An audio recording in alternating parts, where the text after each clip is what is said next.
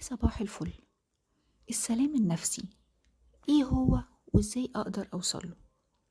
السلام النفسي هو ان تكون حالتك العقلية والنفسية هادية ومرتاحة، لما اكون حاسس بهدوء وراحة طالعين من جوايا، ما كنش قلقان او متوتر على طول من كل حاجة حواليا. وفي الحالة دي بنقدر نتعامل مع المشاكل والضغوطات بطريقة هادية وفعالة، ونقدر كمان نستمتع بحياتنا وعلاقاتنا الاجتماعية بشكل إيجابي. طيب إزاي أقدر أوصل للسلام النفسي؟ أول حاجة إن الواحد يقدر يثق بنفسه وقدراته. لما نثق في نفسنا ونقدر نفسنا ونقدر قدراتنا ده بيفرق كتير قوي. 2، ما نسعاش للكمال، محدش كامل، الكمال لله وحده، فلازم نتقبل إن مفيش حاجة هتتعمل 100% وتبقى تطلع كاملة 100%. 3، القرب من ربنا.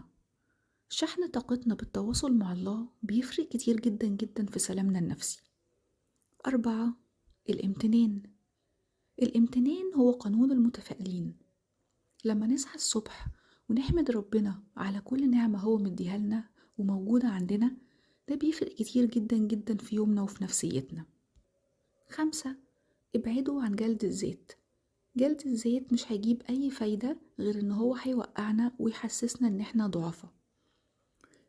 6، ابعدوا عن المقارنات والتفكير السلبي. المقارنات بتوقعنا، ودايما بتكلم في الحتة دي. أي مقارنة مع أي حد تاني عمرها ما هتحسسك إن أنت كويس، دايما هتحس إن أنت عندك حاجة ناقصة، ودايما بتحس إن أنت مش مبسوط. والتفكير السلبي بشكل عام أكيد أكيد مش هو أحسن حاجة. 7، يبقى عندنا ثقافة الاعتذار. ثقافة الاعتذار يا جماعة مهمة جدا. مهم ان انا لو غلطت اعتذر، ما كبرش وما عاندش. 8، الراحة والتأمل.